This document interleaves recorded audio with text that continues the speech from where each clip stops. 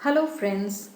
Now we are going to discuss about computation of total income under the various heads of income.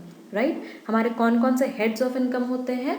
हमारा सबसे पहला head of income आता है salary, then house property, then हमारा आता है profit and gains from business and profession, आपका then आता है कैपिटल गेन्स एंड लास्ट आपका आता है इनकम फ्रॉम अदर सोर्सेज। तो ये हमारे 5 हेड्स ऑफ इनकम होते हैं जहाँ जहाँ से एक असेसी की इनकम आती है।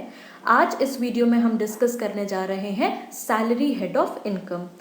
ये बहुत ही वाइड और डेप्थ वाला टॉपिक है। हम कोशिश करेंगे कि हम इसे जितना क्रक्स में समझ पाएँ और मैक्सिमम इससे आउटपुट निकाल पाएँ। तो चलिए स्टार्ट करते हैं सैलरी हेड की इनकम। सबसे पहले इसमें जो टॉपिक्स हम कवर करने वाले हैं उसमें ये सारी चीज़ें आज हम डिस्कस करेंगे कि सैलरी का मतलब क्या होता है, कौन से सेक्शन में चार्ज होती है, कौन कौन सी इनकम स्पेसिफिकली सैलरी बोली जाएंगी कि ये आपकी सैलरी का ही पार्ट है, gross net basic salary in सब का मतलब क्या होता है, फी कमीशन बोनस का मतलब क्या होता है, what are the various kinds of allowances and उनकी टैक्सेबिलिटी कैसे होती है, likewise retirement benefit perquisite and deduction जो कि स्पेसिफिकली हमारा सैलरी हेड से दिया जाता है वो आज हम डिस्कस करेंगे। तो income under the head salary, अगर आप जॉब कर रहे हैं तो आप अपनी इनकम कंप्यूट करेंगे इस हेड के अंदर।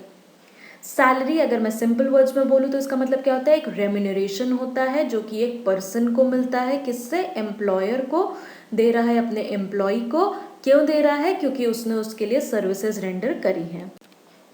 कैरेक्टरिस्टिक्स की अगर हम बात करें तो यहाँ पे रिलेशनशिप और फेयर एंड पेई बहुत ज़रूरी होता है। सैलरी और वेजेस में हमारा कोई भी फर्क नहीं होता है। सैलरी हमारे एक एम्प्लॉयर की हो, एक जगह से ज़्यादा अगर हमें मिल रही हो, सारी सैलरी हमारी इसी हेड में आएंगी।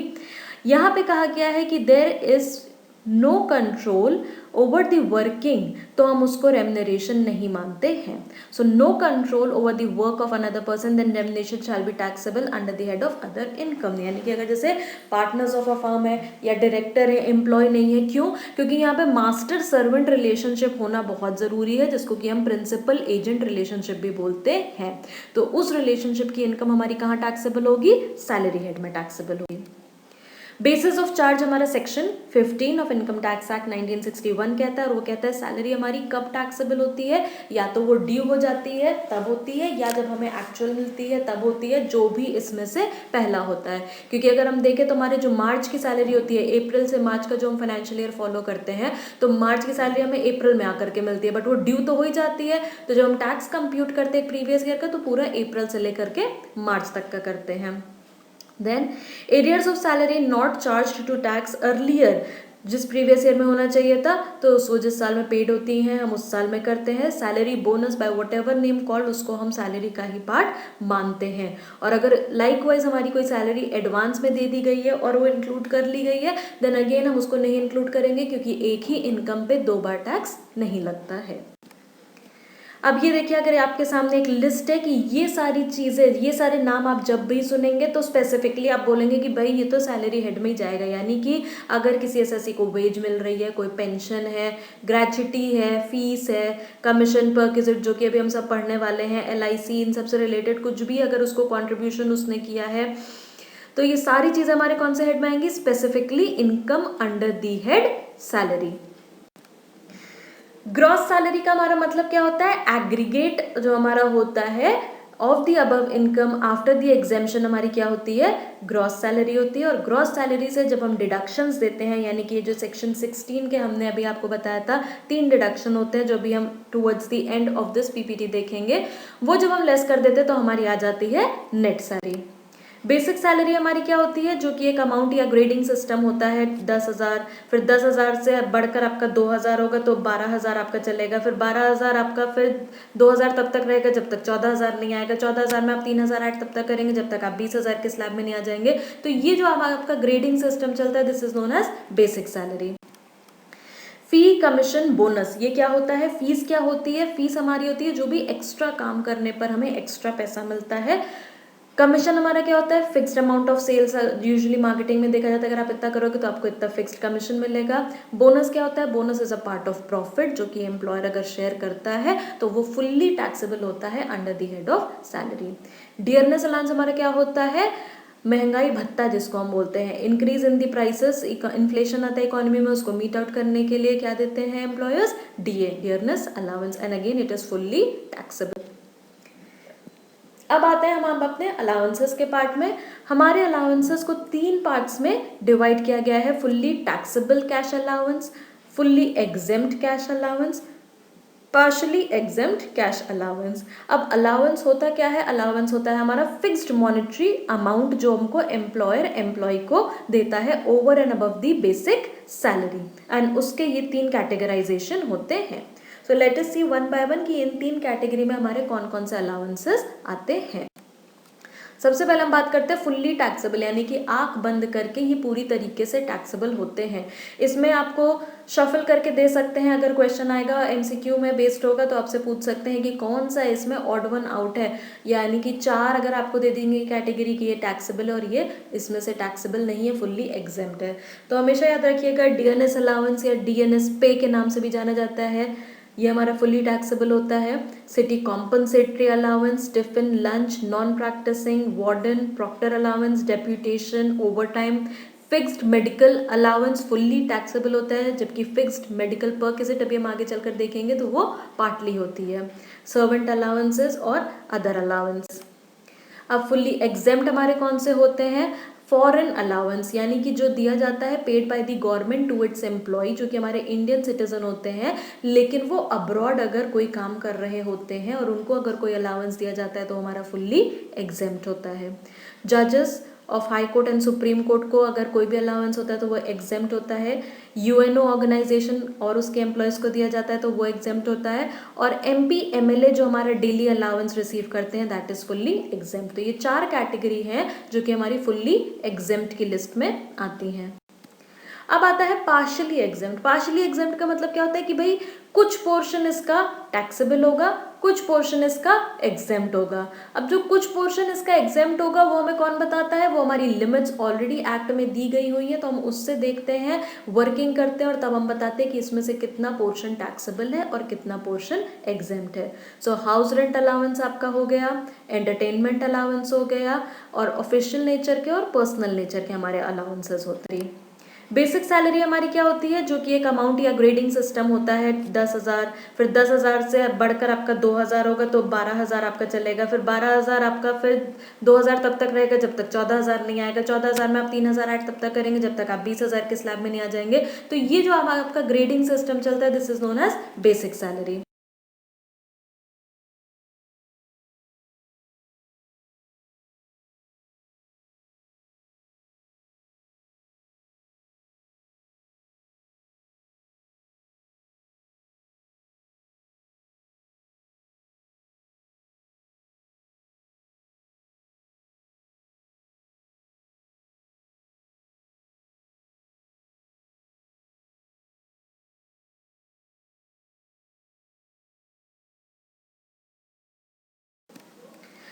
अब special allowances to meet personal expenses. Usually अगर आपके यूजीसी नेट के पॉइंट ऑफ व्यू से देखें तो इसकी लिमिट कभी ऐसे खासकर पूछी नहीं गई है कि कौन से अलाउंस की कितनी लिमिट होगी या उसकी कैसे क्या वर्किंग होगी। बट हाँ, आपको पता इसलिए होना चाहिए क्योंकि वो कई बार मैच ऑफ द फॉलोइंग में दे सकते हैं कि फुल्ली टैक्सेबल, पार्शियली एग्जेम्प्ट और फुल्ली एग्जेम्प्ट को आप मैच द फॉलोइंग करो, तो आपको सबके नाम जरूर पता होने चाहिए।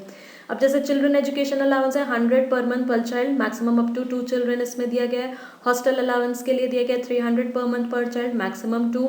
Out of station 70% of such allowance या 10,000 विच एवर इज लेस आपको एग्जाम्प्ट हो जाएगा।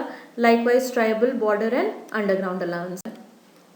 एक ही आपके लोगों के लिए क्वेश्चन है, ये जब पीपीटी खत्म हो जाए तो आप पॉज करके इसको खुद से सॉल्व करिएगा, उसकी नेक्स्ट स्लाइड में इसका आंसर दिया हुआ है, उससे आप अपना टैली करिएगा कि कौन कौन सी किस किस कैटेगरी में आएंगे। अब आता है पार्शियली एग्जेम्प्ट। पार्शियली एग्जेम्प्ट का मतलब क्या होता है कि भाई कुछ पोर्शन इसका टैक्सेबल होगा, कुछ पोर्शन इसका एग्जेम्प्ट होगा। अब जो कुछ पोर्शन इसका एग्जेम्प्ट होगा वो हमें कौन बताता है, वो हमारी लिमिट्स ऑलरेडी एक्ट में दी गई हुई है, तो हम उससे देखते हैं, वर्किंग करते हैं और तब हम बताते हैं कि इसमें से कितना पोर्शन टैक्सेबल है और कितना पोर्शन एग्जेम्प्ट है। सो हाउस रेंट अलाउंस आपका हो गया, एंटरटेनमेंट अलाउंस हो गया, और ऑफिशियल नेचर के और पर्सनल नेचर के हमारे अलाउंसेस होते हैं।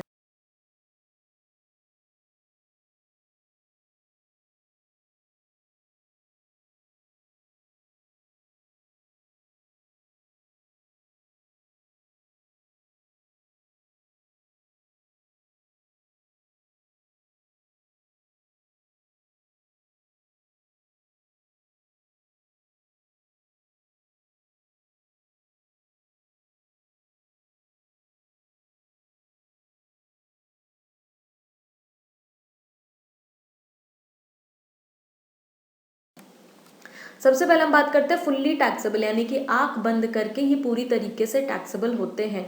इसमें आपको शफल करके दे सकते हैं, अगर क्वेश्चन आएगा एमसीक्यू में बेस्ड होगा तो आपसे पूछ सकते हैं कि कौन सा इसमें ऑड वन आउट है, यानी कि 4 अगर आपको दे देंगे कैटेगरी की ये टैक्सेबल है और ये इसमें से टैक्सेबल नहीं है, फुल्ली एग्जेम्प्ट है।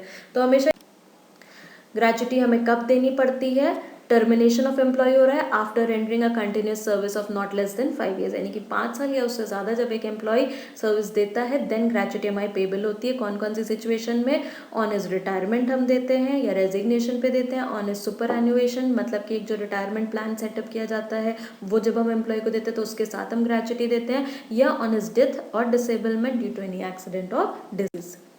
किसको देते हैं, या तो हम एम्प्लॉय को देंगे या हम उसकी किसी भी लीगल हेयर जो उसने नॉमिनेट किया होगा वो देंगे। अगर कोई भी नॉमिनेशन नहीं है तो जो भी कंट्रोलिंग अथॉरिटी है वो उसको बैंक में डिपॉजिट कर देगी for the benefit of minor nominee.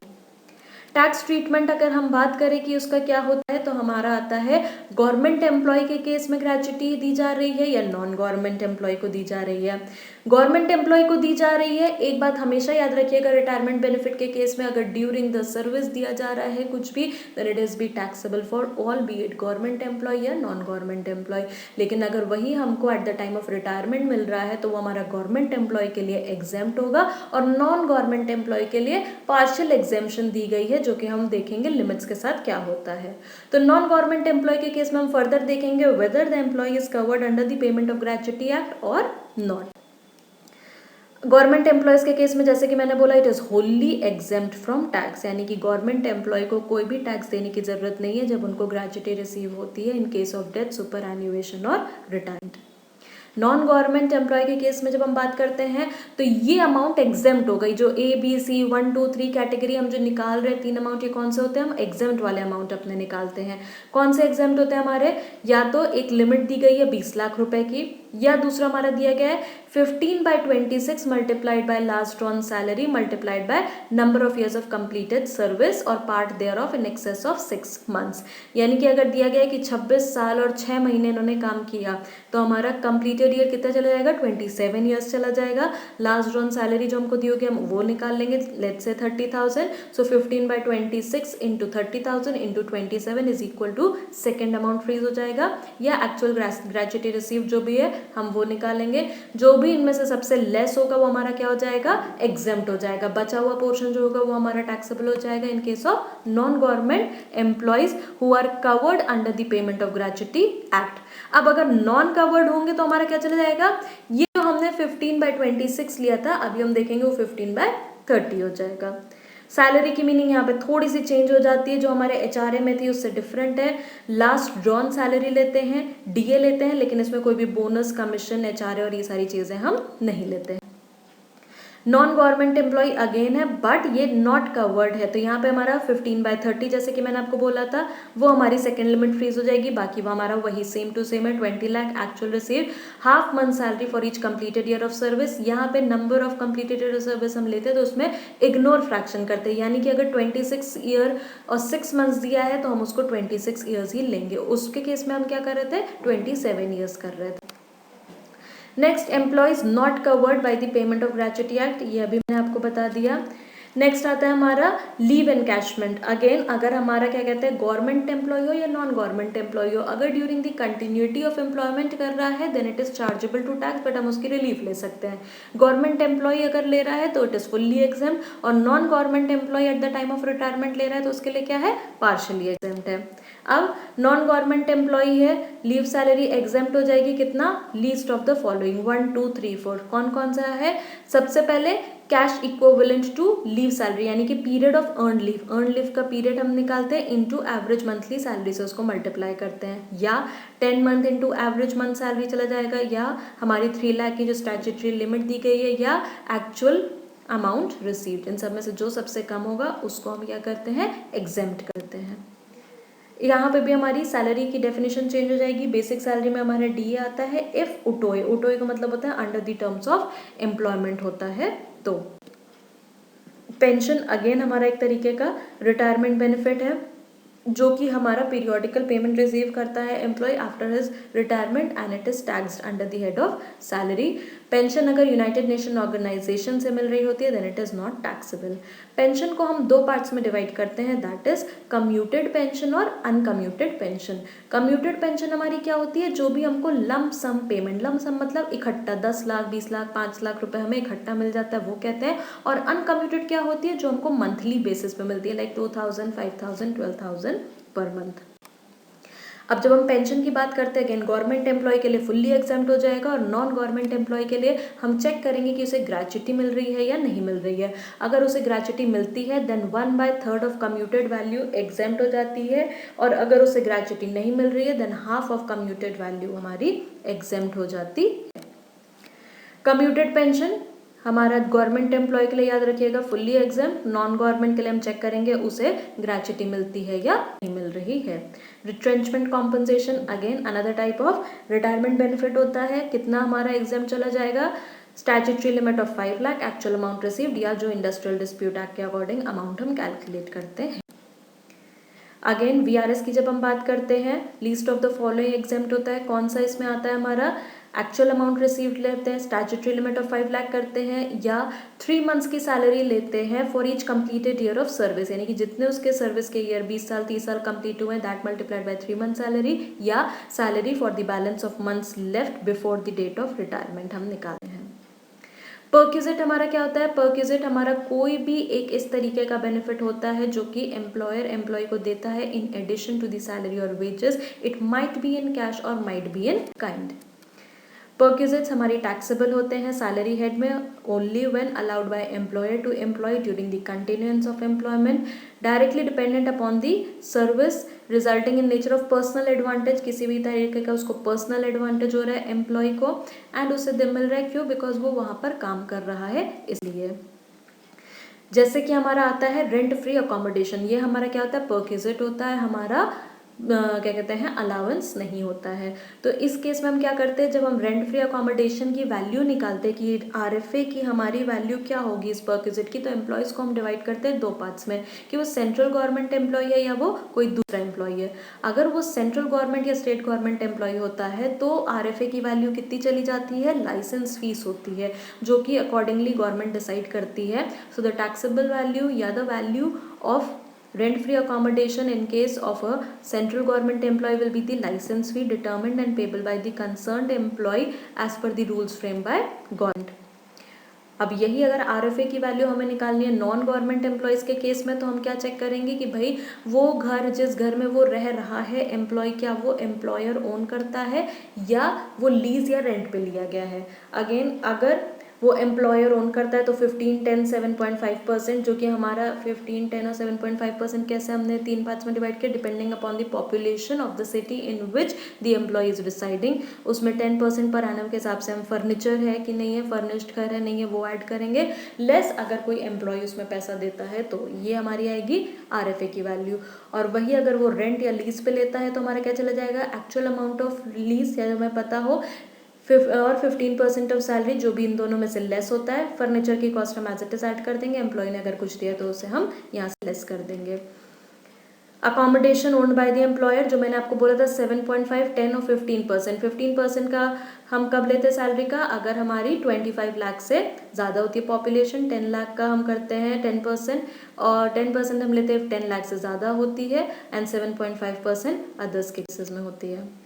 Likewise हम कार की पर्क्विजिट होती है, जो अगर आपको एम्प्लॉयर जो है कार देता है एम्प्लॉय को तो उसकी भी कैलकुलेशन हम करते हैं। हमें ये पता करना होता है कि जो भी कार के एक्सपेंसेस है वो एम्प्लॉयर मीट आउट कर रहा है या एम्प्लॉय मीट आउट कर रहा है। लाइकवाइज इसके ये कैटेगराइजेशन दिए गए हैं, इसके ऊपर इतना इन डेप्थ में आज तक ऐसा कोई क्वेश्चन आया नहीं है, बट आप तब भी इसको एक बार रीड कर लीजिएगा कि अगर स्मॉल कार है, लार्ज कार है, कितने सीसी की है, तो उसकी क्या वैल्यू दी गई है। देन आता है हमारा डिडक्शन। डिडक्शन हमारा सैलरी इनकम से सेक्शन 16 गवर्न करता है। स्टैंडर्ड डिडक्शन जो हमारी होती है from the assessment year 2006-7 standard deduction has been withdrawn, but then again अभी आप देखेंगे तो फाइनेंशियल ईयर 18-19 से इसको ले आया गया है, और इसमें कहा गया है कि जो हमारी स्टैंडर्ड डिडक्शन होगी वो हमारी कितनी होगी, 50,000 दी जाएगी फ्रॉम सैलरी इनकम। नेक्स्ट आता है हमारा प्रोविडेंट फंड की जब हम बात करते हैं, provident fund is again a welfare scheme for the benefit, again retirement benefit एक तरीके का एम्प्लॉय का, इसमें कुछ पोर्शन एम्प्लॉयर कंट्रीब्यूट करता है और कुछ पोर्शन एम्प्लॉय कंट्रीब्यूट करता है। Eight the time of retirement जो भी एक्यूमुलेटेड बैलेंस होता है वो एम्प्लॉय को दे दिया जाता है। प्रोविडेंट फंड हमारे कितने तरीके के होते हैं? एसपीएफ होता है, statutory provident fund, recognised, unrecognised, public provident है। तो हमारा आता है गवर्नमेंट एम्प्लॉय के केस में ग्रेच्युटी दी जा रही है या नॉन गवर्नमेंट एम्प्लॉय को दी जा रही है? गवर्नमेंट एम्प्लॉय को दी जा रही है। एक बात हमेशा याद रखिएगा, रिटायरमेंट बेनिफिट के केस में अगर ड्यूरिंग द सर्विस दिया जा रहा है कुछ भी, then it is be taxable for all, be it government employ या नॉन गवर्नमेंट एम्प्लॉय। लेकिन अगर वही हमको at the time of exempt होता है। लाइकवाइज हमारा आरपीएफ के केस में लिमिट दी गई है कि जो एम्प्लॉयर कॉन्ट्रीब्यूशन होगा केवल 12% तक होगा एग्जेम्प्ट, एक्सेस इज टैक्सेबल, और इंटरेस्ट की लिमिट है 9.5% केस में। अनरिकग्नाइज्ड प्रोविडेंट फंड की बात करते तो एम्प्लॉयर कॉन्ट्रीब्यूशन एग्जेम्प्ट हो जाएगा, डिडक्शन इसकी हमें कुछ भी नहीं मिलती क्योंकि ये unrecognised by the income tax act है। इंटरेस्ट अगर कोई क्रेडिट होता है तो वो हमारा एग्जेम्प्ट है। और पब्लिक प्रोविडेंट फंड की जब हम बात करते हैं तो एटीसी में अभी हम इस सबको डिटेल में डिस्कस करेंगे। जो 1,50,000 की लिमिट है वो हमारी तब उस तक एग्जेम्प्ट होता है। सेक्शन 16 की जो मैं पहले भी बात कर रही थी, ये देखिए यहाँ पर आया है कि 50,000 पर एनम के हिसाब से अभी ये चेंज आ गया है। एंटरटेनमेंट अलाउंस की जो डिडक्शन होती है वो हमारा किसको दी जाती है? It is given only to government employees, यानी कि नॉन गवर्नमेंट एम्प्लॉयज़ के लिए एंटरटेनमेंट अलाउंस फुल्ली टैक्सेबल है। चूंकि ये अलाउंस है तो हम इसको पहले ऊपर ग्रॉस सैलरी में ऐड करते हैं और बाद में इसकी डिडक्शन देते हैं। डिडक्शन का अमाउंट हमारा कितना चला जाएगा? जो भी एक्चुअल अमाउंट है या तो वो 20% of basic salary, basic salary में सिर्फ बेसिक सैलरी निकालते हैं, 5,000 विच एवर इज लेस वो हमारा एग्जेम्प्ट हो जाता है। प्रोफेशनल टैक्स हमारा क्या होता है? अगर ये एम्प्लॉयर देता है देन इसको हम पहले इंक्लूड करते हैं टोटल इनकम में और देन इसकी डिडक्शन देते हैं, और अगर ये एम्प्लॉय पे करता है तो केवल हम इसकी डिडक्शन देते हैं। क्यों हम ऊपर ऐड कर रहे हैं अगर एम्प्लॉयर ने दिया है? Because any type of benefit which is given by the employer is included in the total income first and then later on a deduction is given. If ये केवल ड्यू होता है और अगर पेड नहीं होता है तो कोई डिडक्शन नहीं देते। मतलब सिंपल क्या है, प्रोफेशनल टैक्स जितना भी पेड होगा, करंट ईयर का हो, एरियर हो, एडवांस हो, पूरे की डिडक्शन दी जाती है पेड बेसिस पे। तो हमारा computation of income from salary में देखिए हमने क्या क्या देखा। बेसिक सैलरी हम लेते हैं, fee, commission, bonus, taxable value of allowance, perquisite, retirement, ये सारा हमारा आता है ग्रॉस सैलरी। इसमें से हम 3 डिडक्शन देते हैं, स्टैंडर्ड डिडक्शन, एंटरटेनमेंट अलाउंस और प्रोफेशनल टैक्स की। फाइनली आ जाती है हमारी नेट सैलरी। इस पे और बहुत सारे प्रैक्टिकल क्वेश्चन, इंटरेस्टिंग क्वेश्चन भी बनते हैं। अगर हमारे पास टाइम बचेगा तो हम उसे ज़रूर डिस्कस करेंगे। कॉन्सेप्ट में अगर आपको कोई भी दिक्कत हुई हो तो प्लीज़ उसे कमेंट करिएगा। Thank you.